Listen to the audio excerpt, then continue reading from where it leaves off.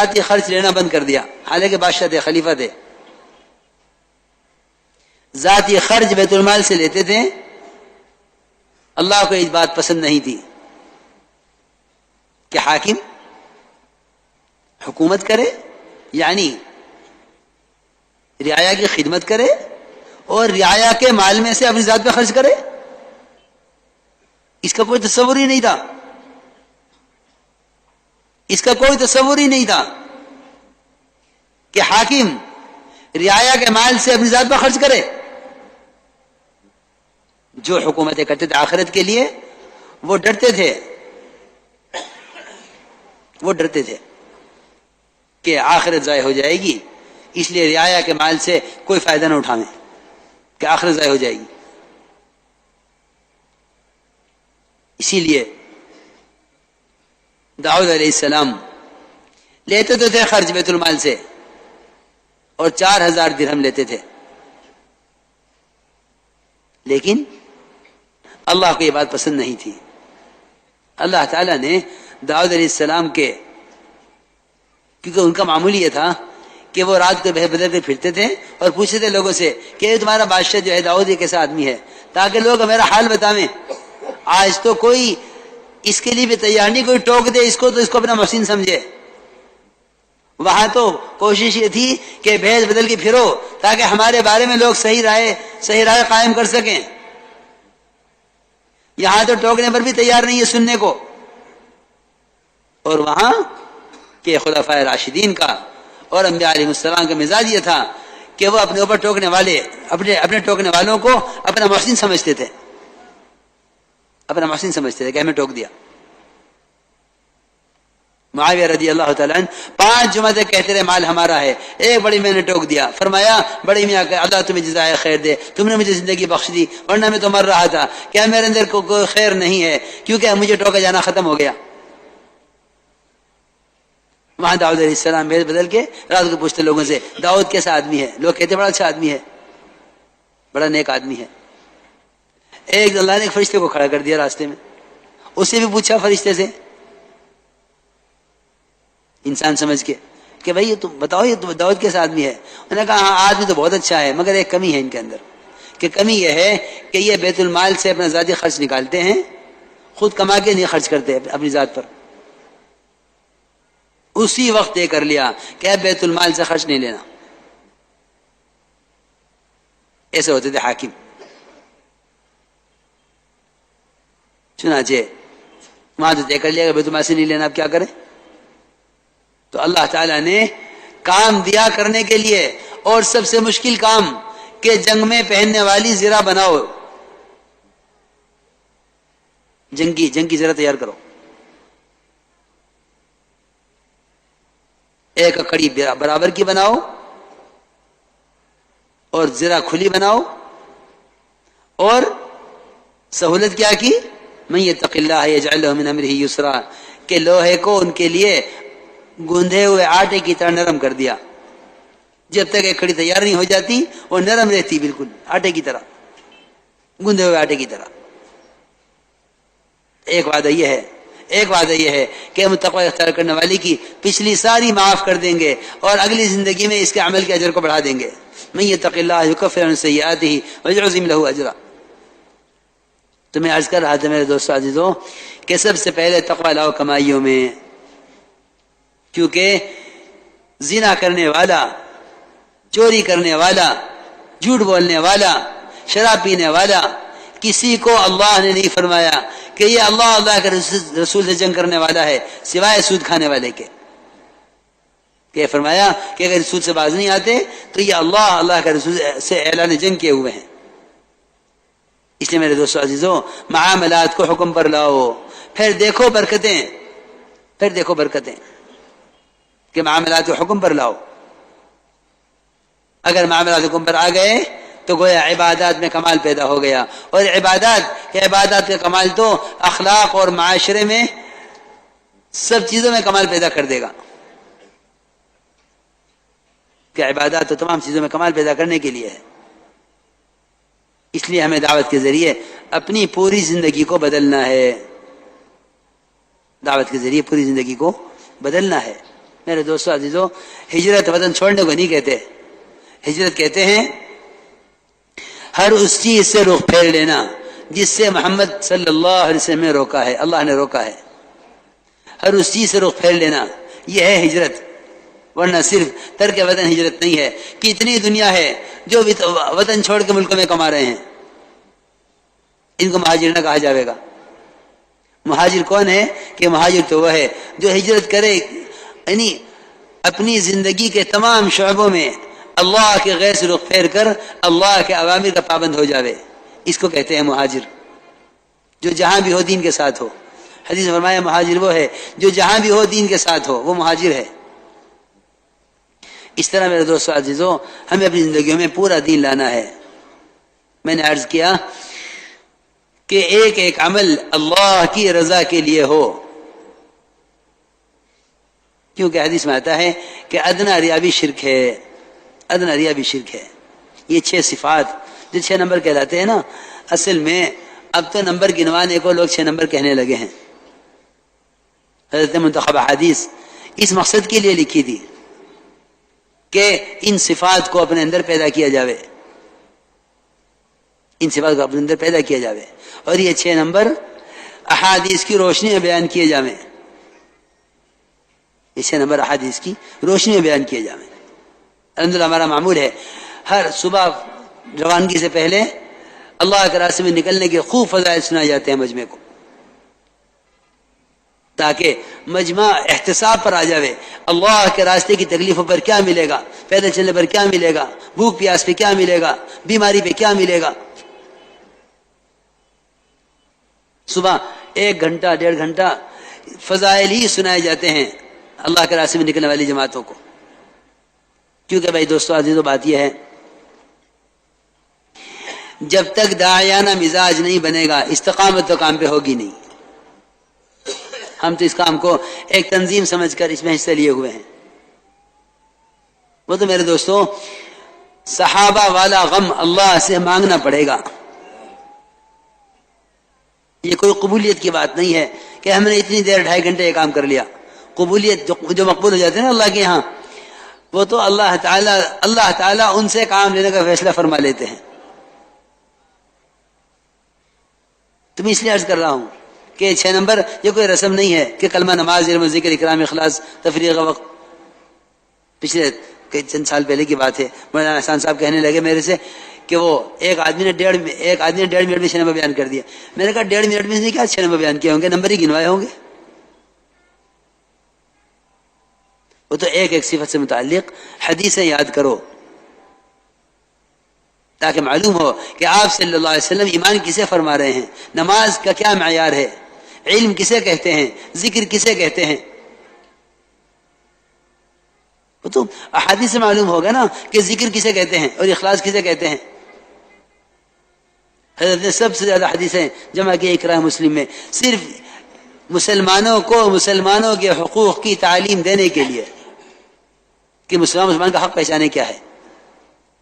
ایسا فرماتے تھے ایک مسلمان کا مقام بیت اللہ سے اونچا ہے، اور صحیح حدیث ہے. آپ نے خود بیت اللہ کو مخاطب کیا، تیری خوشبو کتنی عمدہ ہے، تیرا مقام کتنا اونچا ہے، اور تیرا احترام واجب ہے، لیکن پھر بھی میں یہ کہتا ہوں کہ ایک مسلمان کا مقام تجھ سے اونچا ہے، ایک مسلمان کا مقام تجھ سے اونچا ہے. اقراء مسلم کسے کہتے ہیں، اخلاص نیت کسے کہتے ہیں، خبر ہی نہیں ہے. اکرام کہتے ہیں انزل الناس منازلهم، ہر آدمی کو اس کے مقام پر، اس کے مرتبے پر رکھو، یہ اکرام. اس لیے بات یاد رکھو، ہر شخص سے اس کی صلاحیت کے مطابق کام لینا، یہ کام لینے والے ذمہ داروں کی ذمہ داری ہے کہ ہر ایک سے اس کی صلاحیت کے اعتبار سے کام لیں، ورنہ عملہ ضائع ہو جائے گا. اکرام یہ نہیں ہے چائے پلا دی پانی پلا چائے پلا دی پانی پلا دیا، یہ کوئی اکرام نہیں ہے. یہ اکرام تو ایک رنڈی اگر کتے کا کر لے تو اس کو جنت مل جاوے. یہاں پانی پلانے کو کافی سمجھ رہے اکرام کے لیے. ایک زانیہ کتے کو پانی پلا دے اس کو کیا مل جاوے، جنت. اکرام یہ نہیں ہے.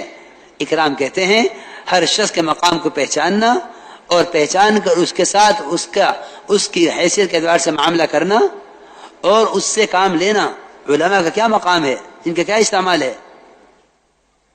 ہمارا ان سے کیا، ہمارا ان سے ہمارا دین ان سے متعلق ہے. اس لیے میں عرض کر رہا، مولانا صاحب فرماتے تھے گناہ گار سے گناہ گار مسلمان کو عظمت کی نگاہ سے دیکھنے کی مشق کیا کرو. گناہ گار سے گناہ گار مسلمان کو عظمت کی نگاہ سے دیکھنے کی مشق کیا کرو. مولانا صاحب کے ملفوظات میں ہے.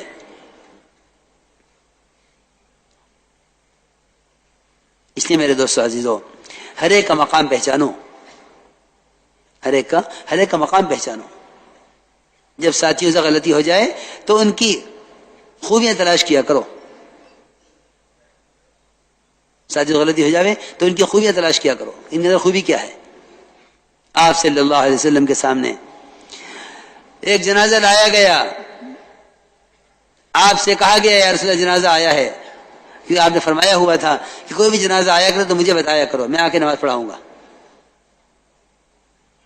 کہ آپ کا نماز پڑھانا اس مرنے والے کی مغفرت کا اور قبر کے عذاب سے بچنے کا سبب ہے. آپ جب نماز کے لیے آنے لگے تو حضرت عمر رضی اللہ تعالیٰ عنہ نے آپ کو اس کی نماز پڑھانے سے روک دیا. دیکھو ایک بات یاد رکھو، اس کام کا مزاج ہے. آپ صلی اللہ علیہ وسلم صحابہ کو اس کا عادی بنایا ہے کہ اگر کسی سے کوئی غلطی ہو جائے تو اس کی خوبی تلاش کرو. کیوں؟ اس لیے کہ یہ کوئی کمپنی تو ہے نہیں کہ ان کو رکھو ان کو نکالو. اس کام میں آدمی معذور تو ہو سکتا ہے، معذول نہیں ہو سکتا. جی ہاں، کھلا ہوا کام ہے. یہ اعمال دعوت ہیں، یہ اعمال عبادت ہیں، یہ گشت ہے، یہ تعلیم ہے، یہ مشورے ہیں، ان میں چلنا ہے اور ان میں چلتے چلتے مرنا ہے. کوئی کمپنی تو ہے نہیں، نہ اس کا کوئی ممبر ہے، نہ اس کی کوئی وزارت ہے، نہ کوئی صدارت ہے، کچھ بھی نہیں ہے. کسی نے مولانا صاحب سے کہا کہ آپ حضرت جی ہیں. فرمایا حضرت جی میں تو اپنے عملے کی وجہ سے ہوں، میرا عملہ نہیں تو میں کچھ بھی نہیں.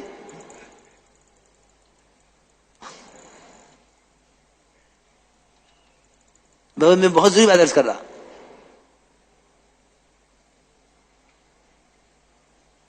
کہ جب کسی سے غلطی ہو جائے اس کی خوبیاں تلاش کرو اور قربانیاں یاد کرو.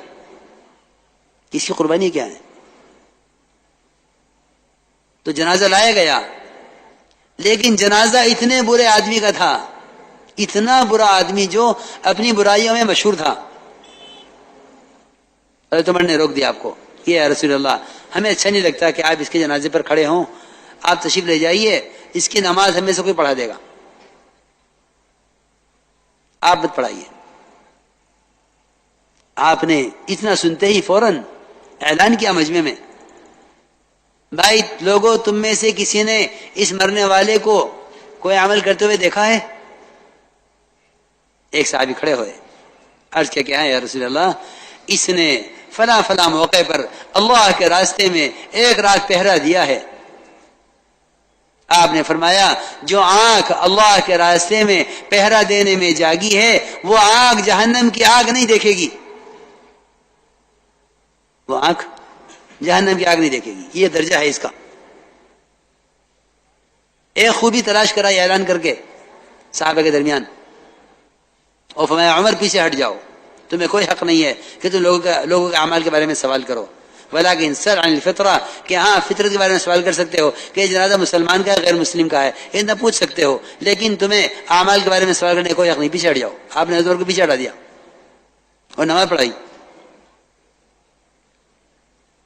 تو میں ایک بات عرض کر رہا کہ اکرام یہ نہیں کہ پانی پلا دو، کھانا کھلا دو. یہ اکرام تو صحابہ مشرکین کا کرتے تھے، اور ایسا کرتے تھے جیسا کیا مسلمان کرے گا آج کسی مسلمان کا، جو صحابہ مشرکین کا کرتے تھے.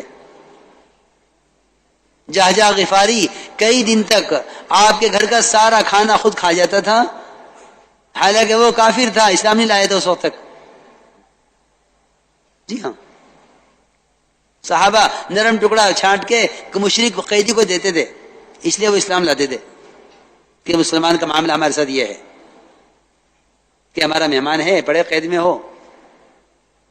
جو نرم ٹکڑا صحابی کے ہاتھ میں آوے وہ سب سے پہلے مشرک کو پیش کرے کہ لو اس کو کھلاؤ، ہمارا مہمان ہے.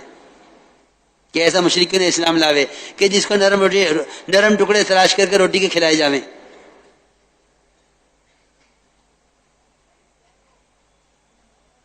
تو سمجھنا چاہیے کہ دعوت کا کیا مزاج ہے، کہ دعوت کے اندر بہت وسعت ہے. داعی کا دل تو عالم سے زیادہ وسیع ہوتا ہے. داعی کا دل بہت وسیع ہوتا ہے. تنگ دلی سے امت نہیں بنتی، تنگ دلی سے امت کبھی نہیں بنتی. دیکھو آپ صلی اللہ علیہ وسلم کے ایثار کے قصے اور آپ کے اپنے دشمنوں کے ساتھ معاملے. کہ ایک نے یہودیہ نے آپ کو زہر دیا، فرمایا کہ جب اللہ نے مجھے بتا دیا کہ اس میں زہر ہے تو اس سے کیا بدلہ لینا، یہودیہ سے چھوڑو. ایک نے آپ پر سحر کیا، اللہ نے بتا دیا فلاں نے کیا ہے، فرمایا صحابہ نے کہا دیکھیں کہ نہیں چھوڑ دو، جب اللہ نے مجھے ٹھیک کر دیا تو کیا ضرورت بتانے کی کس نے کیا. زہر کا اثر بھی آپ پر ہوا، سحر کا اثر بھی آپ پر ہوا، لیکن درگزر کر دیا کہ معاف کر دو. اس لیے میرے دوستو عزیزو یاد رکھنا کہ اس امت کو اجتماعیت کے اسباب دیے گئے ہیں. اس امت کو اجتماعیت کے اسباب دیے گئے ہیں کہ ایک سو اجتماعیت کے دیا گیا کہ نبی جی آپ نرم ہو کر رہیے، اور دوسرا اجتماعیت کا حکم یہ کا عمل یہ دیا گیا کہ آپ درگزر کیجئے، اور تیسرا عمل یہ دیا گیا کہ آپ امام علیہ کے لیے استغفار کیجئے، اور چوتھا کام یہ بتایا گیا کہ آپ ساتھیوں سے مشورہ کیجئے. یہ چار کام بتائے گئے ہیں اجتماعیت کے لیے.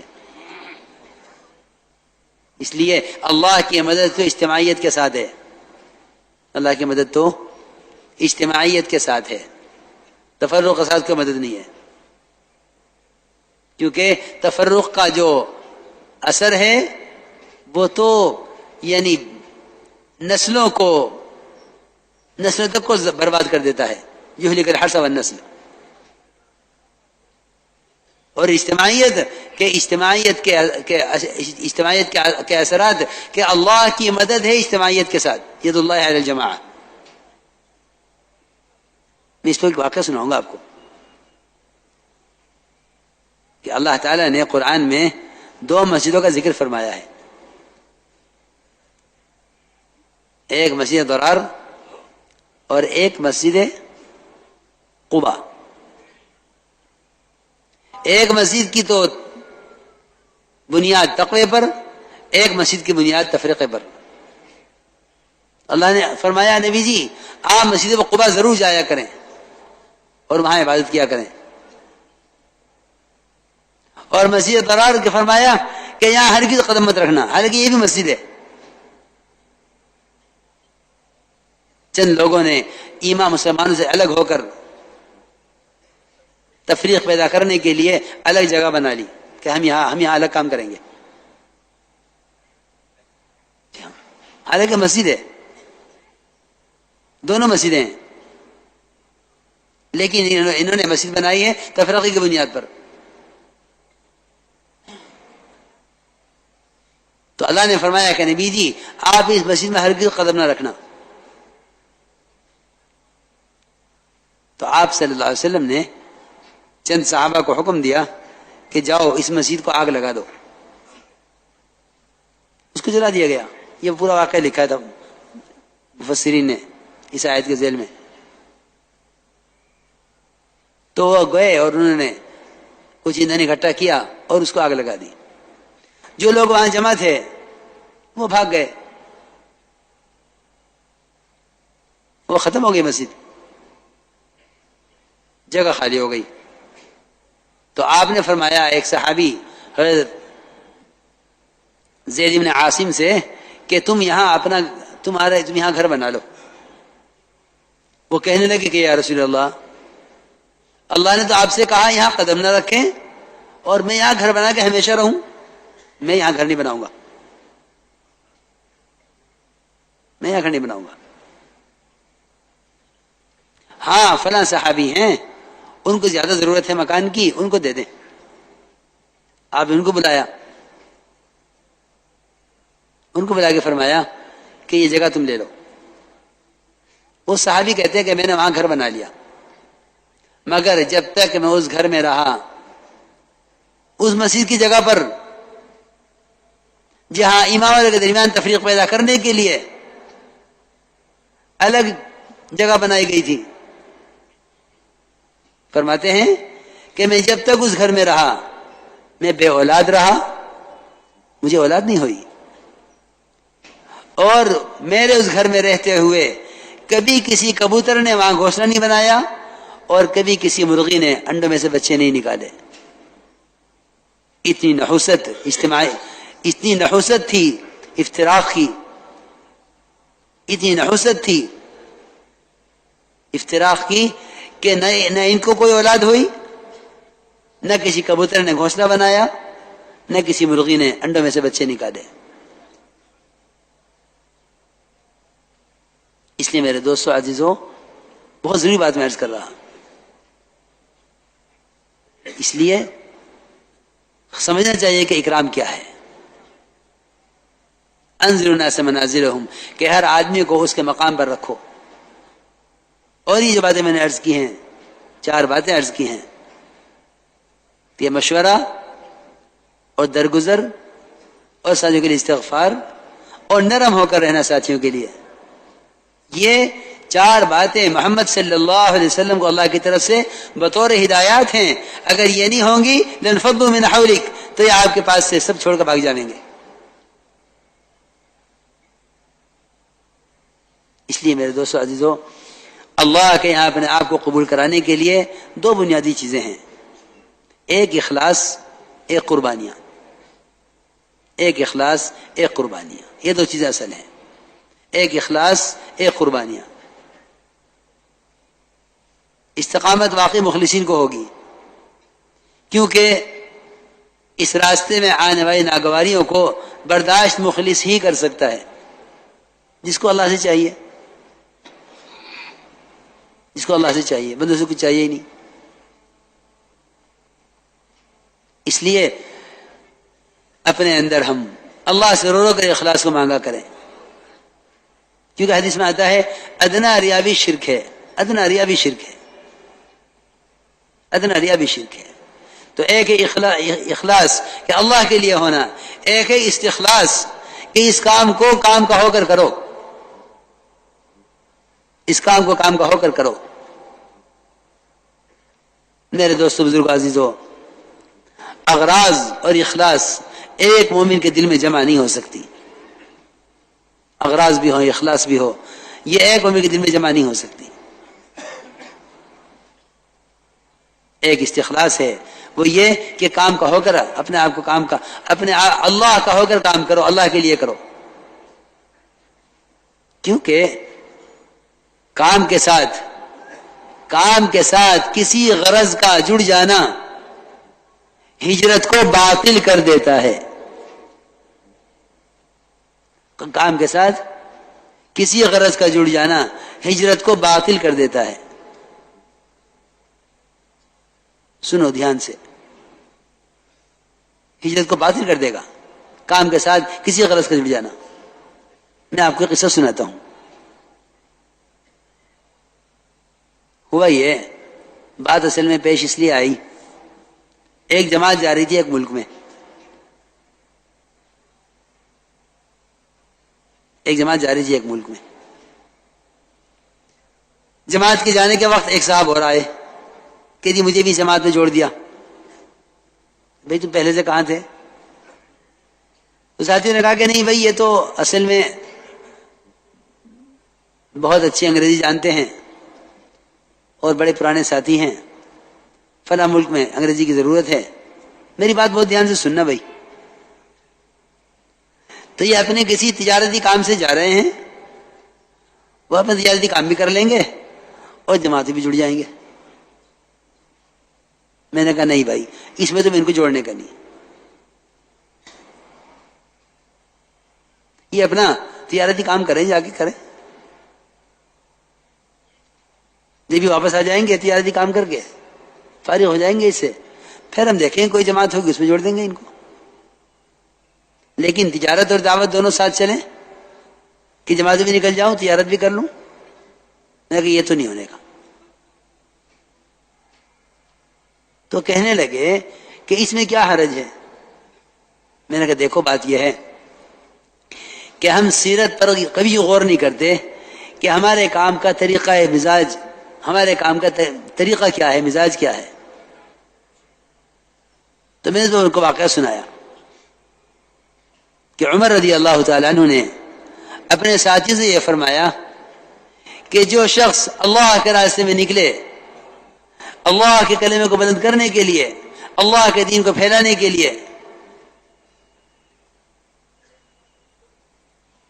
اور پھر وہ شخص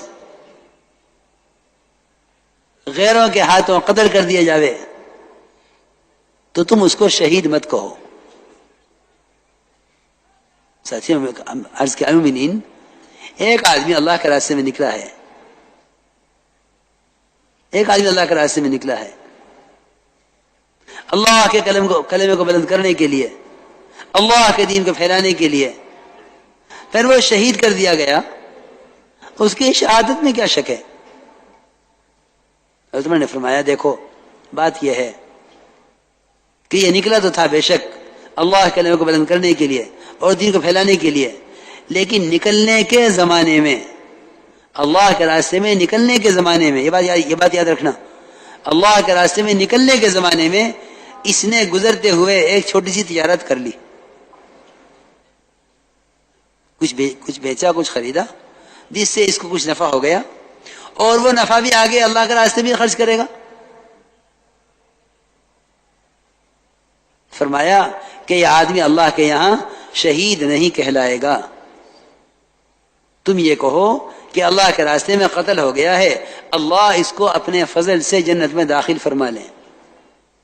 اس کے لیے دعا کرو کہ اللہ اس کو اپنے فضل سے جنت میں داخل فرما لے. واقعی شہید تو یہ نہیں ہے، کیونکہ تمہیں معلوم نہیں کہ اس نے نکلنے کے زمانے میں ایک چھوٹی سی تجارت کی ہے اور وہ تجارتی مال اس کی سواری پر رکھا ہوا ہے، یہ اللہ کے یہاں شہید نہیں کہلائے گا. اس لیے میرے دوستو عزیزوں، میں سوچ رہا تھا، میں نے کہا علماء نے تو لکھا ہے کہ حج میں کوئی آدمی اگر تجارت بھی کر لے تو کوئی حرج نہیں ہے، لیس علیکم جناح ان تبتغوا فضلا من ربکم، کہ تجارت بھی کر سکتے ہو حج کے ساتھ. حالانکہ فریضہ ہے اور زندگی میں صرف ایک مرتبہ فرض ہے، اس میں تجارت کی جا سکتی ہے. یہ کام اتنا نازک کام ہے کہ اپنی ہجرت، اللہ کے راستے کے خروج کو اللہ کے لیے اتنا خالص کر لو کہ اس میں ذاتی کوئی کام اگر شریک شامل کر لیا تو ہجرت متاثر ہو گئی. فرمایا حضرت عمر نے کہ یہ آدمی شہید نہیں کہلاوے گا اللہ کے یہاں، اس کو شہادت کا درجہ نہیں ملے گا. کیوں کہ یہ مہاجر نہیں ہے. مہاجر تو صرف اس کو کہتے ہیں جس کے نکلنے کی کوئی غرض نہیں سوائے اللہ کے کلمے کو بلند کرنے اور اللہ کے دین کو پھیلانے کے، اس کے علاوہ کسی چیز کا بھی ارادہ نہ کرے. کہ ایک صحابی نے عرض کیا کہ یا رسول اللہ، میں اللہ کے راستے میں نکلنا چاہتا ہوں کہ اس سے نکلتا ہوں مجھے ایک تیر مل جاوے. آپ نے فرمایا تیرے لیے اللہ کے راستے میں نکل کر اس تیر کے سوا دنیا اور آخرت میں کچھ نہیں ہے، اس تیر کے سوا اور کچھ نہیں ہے. اس لیے میرے دوستو بزرگوں عزیزوں، اسے کہتے ہیں استخلاص، کہ اس راستے میں اللہ کے ہو کر، اللہ کے کام کے ہو کر نکلیں. کیونکہ اپنی اغراض کو خروج کے وقت میں شامل کر لینا یہ ہجرت کے ثواب کو ختم کر دیتا ہے اور شہادت کے درجے سے روک دیتا ہے. اس میں میں نے تمہارے کا واقعہ سنایا ہے.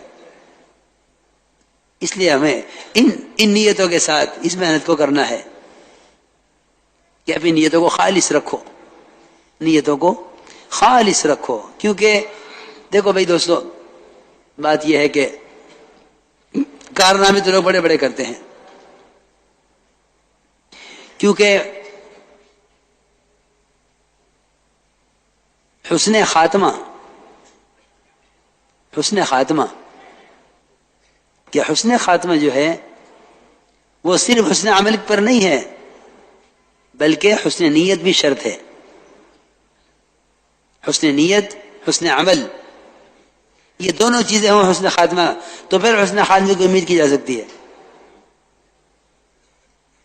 ورنہ یہ بات نہیں ہے کہ ایک آدمی نے بڑا اچھا کام کیا ہے تو اب اس کے ایسے اچھے عمل کی وجہ سے اس کا خاتمہ جو ہے، اس کا خاتمہ بھی اچھا ہو جاوے. دیکھو میری بات دھیان سے سننا بھائی، بڑے بڑے کارنامے لوگ انجام دیتے ہیں، بڑے بڑے کارنامے انجام دیتے لوگ دنیا میں، زندگی کے یعنی دنیا کے تمام شعبوں میں، حکومت میں، تجارت میں، زراعت میں، دعوت اور تبلیغ میں، جتنے بھی شعبے ہیں لوگ اس میں بڑے بڑے کارنامے انجام دیتے ہیں. وہ کیا ہوتے ہیں کہ جی ہم نے فلاں کام، فلاں کی یہ مدد کی ہے، ہم نے فلاں کام میں یہ کارنامہ انجام دیا ہے. لیکن یہ بات یاد رکھنا ہمیشہ کہ حسن خاتمہ حسن نیت پر ہوگا، محض حسن عمل پر نہیں ہوگا. اس پر میں آپ کو واقعہ سناتا ہوں.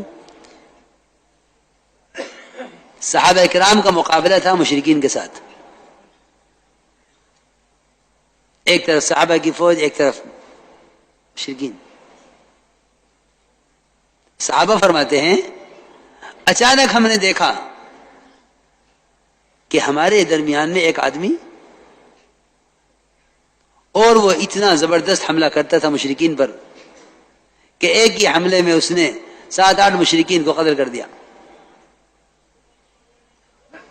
صحابہ فرماتے ہیں ہم حیران ہو گئے کہ یہ آدمی کون ہے. چنانچہ اس آدمی کی وجہ سے، قزمان اس کا نام تھا، قزمان کی وجہ سے صحابہ کو فتح ہو گئی اور مشرکین کو شکست ہو گئی. صحابہ حیران تھے. پھر یہ جنگ کا میدان صاف ہو گیا، مشرکین چلے گئے، بھاگ گئے، فتح صحابہ کو ہو گئی. تو یہ قزمان کیونکہ زخم بہت آ گئے تھے تو ایک طرف پڑے ہوئے تھے میدان میں. سارے صحابہ جمع ہو گئے ان پر اور کہنے لگے قزمان تمہارے لیے بڑی خوشخبری ہے، آج تم نے کمال کر دیے، تمہاری وجہ سے ہمیں فتح ہو گئی. قزمان نے کہا مجھے کہیں کی خوشخبری سنا رہے ہو؟ تم میری قوم کے لوگ ہو، تم میری قوم کے لوگ ہو، میں نے اپنی قوم کا ساتھ دیا ہے، خوشخبری تو اس کو سناؤ جس نے اللہ کے لیے کیا ہو. حالانکہ صحابہ کی مدد کی ہے، صحابہ کی مدد اسلام کی مدد. لیکن قزمان نے صاف کہہ دیا کہ میں نے تو، تم میری قوم کے لوگ ہو اس لیے میں نے تمہاری مدد کی ہے.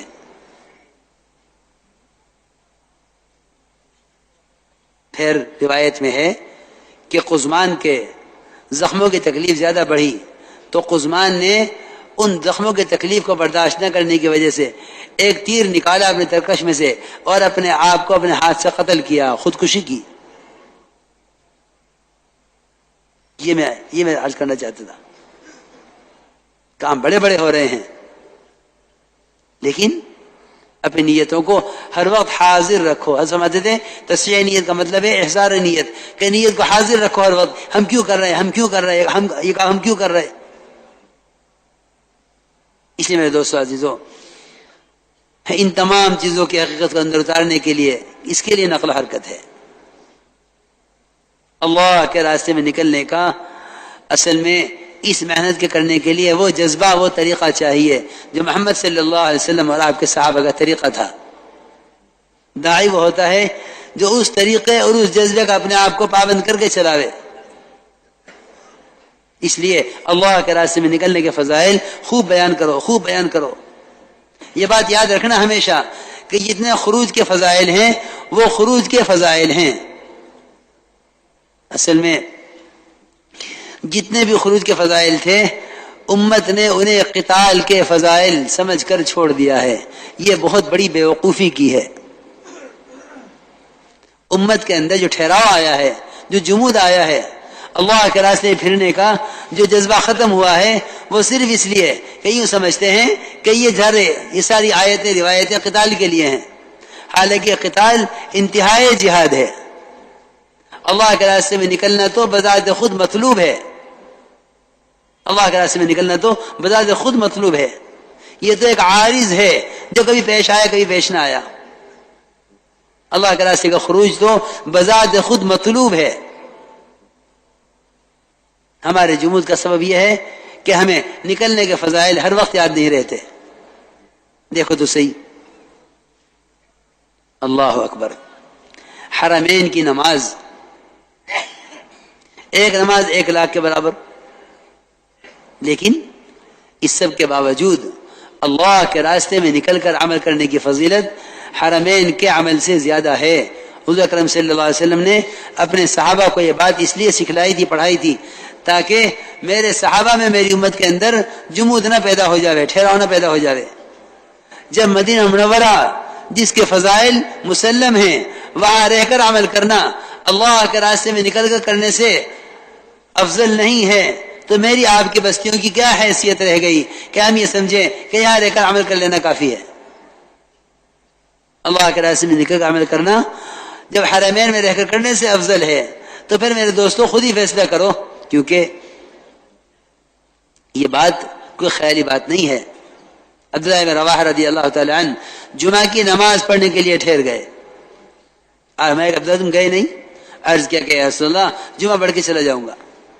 آپ نے فرمایا کہ صبح نکلنے والی جماعت تم سے 500 سال آگے چلی گئی،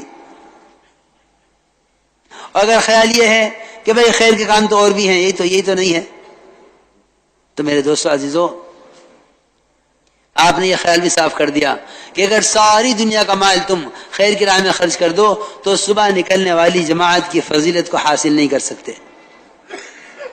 یہ بھی آپ نے خیال صاف کر دیا کہ اگر ساری دنیا کا مال خیر کی راہ میں خرچ کر دو تو صبح جانے والی جماعت کی فضیلت حاصل نہیں کر سکتے۔ یہ بات صحابہ میں اس طرح چلی کہ حضرت عمر رضی اللہ عنہ کے زمانے میں بھی یہ مسئلہ پیش آیا، اور پیش آیا تو معاذ کے ساتھ۔ حضرت معاذ رضی اللہ تعالی عنہ جو سارے صحابہ میں سب سے بڑے مفتی، وہ ٹھہر گئے جمعہ کی نماز پڑھنے کے لیے، اور جماعت روانہ ہو گئی۔ حضرت عمر نے پوچھا معاذ تم گئے نہیں؟ عرض کیا کہ جمعہ پڑھ کے چلا جاؤں گا۔ آپ نے فرمایا، حضرت عمر نے فرمایا کہ معاذ کیا تم بھول گئے اللہ کے نبی نے کیا فرمایا تھا عبداللہ بن رواحہ سے؟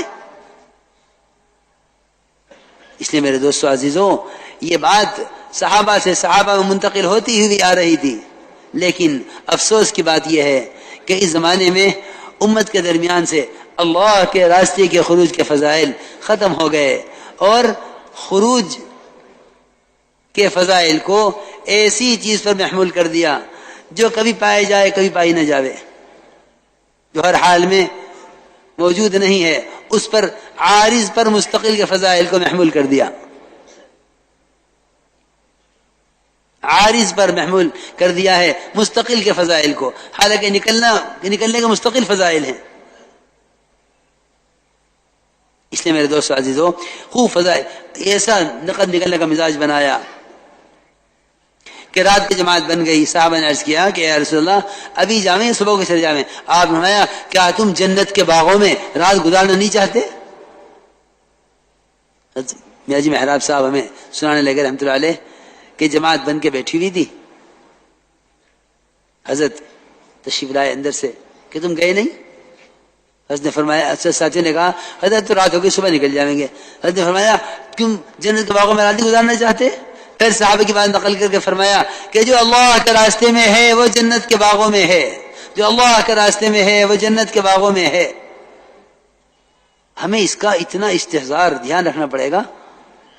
یہ تو بھائی دوستو کیا بتاؤں، یہ جو کہتا ہے نا جی 3 دن نہیں لگ رہے، چلا نہیں لگ رہا، سب اس لیے ہے کہ ابھی تک ہمارا جذبہ صحابہ والا جذبہ نہیں ہے، ورنہ دوستو عزیزو اللہ کے راستے میں نکلنے میں، اللہ کے راستے کے خروج میں کمی کا آنا، جب تک امت اس کو جرم نہیں سمجھے گی اس وقت تک نقل و حرکت کا حق ادا نہیں ہوگا۔ آپ کیوں نہیں یاد کرتے کعب بن مالک کے واقعے کو؟ سارے غزوات میں شریک ہوئے، صرف غزوہ تبوک میں نہیں گئے، صرف تبوک میں نہیں گئے۔ بھیا ہر سال نکلتے ہیں، اگر اس سال نکلتے کون سی بڑی بات ہو گئی؟ ہمارے دل کا اندر کا یہ وجدان ہونا چاہیے. اللہ کے راستے کے نقل میں کمی آنا اللہ کے تعلق میں کمی پیدا کرے گا. ایک اشک چھوٹ جانا اگلی نماز پر اثر ڈالے گا. تعلیم حلقوں میں نہ بیٹھنا احتساب میں کمی کرے گا، اس کا ہمیں یقین ہو. اعمال دعوت کی چھوٹ جانے سے اس طرح ایمان اور اعمال میں ضعف محسوس ہو جس طرح ایک وقت کھانا نہ کھانے سے جسمانی ضعف محسوس ہوتا ہے. یہ اس کام سے مناسبت کا تقاضا ہے. اس لیے کعب بن مالک رضی اللہ عنہ واقعے کو اتنا لمبا کیا، 50 راتیں گزر گئیں، آپ سلام کلام نہیں کر رہے. حضرت فرماتے تھے اس واقعے کا مقصد قیامت تک امت کو اللہ کے راستے کی نقل و حرکت کی اہمیت بتانا تھا کہ اللہ کے راستے خروج کی کیا اہمیت ہے. اس لیے میرے دوستو عزیزو، جتنے بھی فضائل ہیں وہ نفس خروج کے فضائل ہیں کہ اللہ کے راستے کی نقل اور پھر اس پر فضائل خوب بیان کرو کہ کیونکہ پیدل جماعتوں سے بڑھ کر تو اللہ کے غصے کو ٹھنڈا کرنے والا کوئی عمل نہیں ہے. 2 عمل ہیں حدیثوں میں جو ملتے ہیں اللہ کے غصے کو ٹھنڈا کرنے والے، ایک پیدل جماعتوں کی نقل و حرکت اور ایک مساجد کا اعمال سے آباد رکھنا. کہ حدیث میں آتا ہے کہ جو عذاب اللہ کے یہاں سے آنا مقدر ہو چکا ہوتا ہے وہ مسجد کے آباد کرنے والے کی وجہ سے ٹال دیا جاتا ہے. اور اللہ کے راستے کا پیدل چلنا جہنم کی آگ کو حرام کر دیتا ہے، جو اللہ کے غصے کا سب سے بڑا موقع ہے. تو جو اللہ کے غصے کے مظاہر دنیا میں ہیں فسادات اور حالات کی شکل میں، کیا پیدل نقل و حرکت سے اللہ کا غصہ ٹھنڈا نہیں ہوگا؟ خوب فضائل بیان کیا کرو کہ اللہ کے راستے پیدل چلنے پر جو غبار اڑے گا، اتنا مشک ہر چلنے والے کو قیامت میں دیا جائے گا. اور اللہ کے راستے میں پیدل چلنے میں غبار اور جہنم کا دھواں ایک پیٹ میں جمع نہیں ہو سکتے. یہ فضائل خوب بیان کرو، خوب بیان کرو. یعنی یہ تو اصل میں جب تک ہمارے اپنے اندر میں تقاضا نکلنے کا نہیں ہوگا نا، باہر کی تشکیلیں کسی کو نہیں نکال سکتی. اور اگر کسی کے نکالنے سے نکل گئے تو کیا نکلنے کا مزہ ہے؟ اگر کسی کے نکالنے سے نکلے تو نکلنے کا کیا مزہ؟ جب تک خود ذاتی طور پر کام کو کام سمجھ کر اپنے آپ کو اللہ کے ہاں قبول نہ کرواوے. سمجھتے تھے جو اپنے دنیاوی تقاضوں کو سامنے رکھ کر اس راستے میں نکلنے کا نظم بنائیں گے، ان کی ذاتی زندگیوں میں تو چاہے دین آ جائے لیکن ایسے لوگوں سے دنیا میں کوئی دینی انقلاب نہیں آ سکتا. اس لیے صحابہ کرام والا جذبہ اور صحابہ کرام والا طریقہ درکار ہے، مقامی کام میں بھی، اللہ کے راستے میں نکل کر بھی. فرمائے بھائی انشاءاللہ اس کے لیے سب تیار ہے نا؟ جو باتیں عرض کی ہیں ان باتوں کو اچھی طرح یاد رکھیں. جو میں نے عرض کیا تھا شروع میں کہ بھائی اب مسجدوں کو آباد اس طرح کرو کہ ملاقاتیں کر کے لوگوں کو ایمان کے حلقوں میں لا کر جوڑا کرو مسجدوں میں. ہمیں کیونکہ سیرت میں یہی ملتا ہے. تو دیکھو حیات الصحابہ میں حضرت نے ایمان کے مجالس کا تذکرہ کیا ہے حیات الصحابہ کے شروع میں، اس کو دھیان سے پڑھ لیجو، اس میں اسی طرح لکھا ہوا ہے. انشاءاللہ اسی طرح کریں گے نا انشاءاللہ. ہمت کر کے فرماؤ، جتنے علماء ہیں وہ تو سال کے لیے کھڑے ہو جاویں. ابھی تشریف رکھے سال کے لیے کہیں جا رہی اسی کو سن لو. بیرون کے لیے تشریف رکھے بیٹھے ابھی بیٹھے رہے.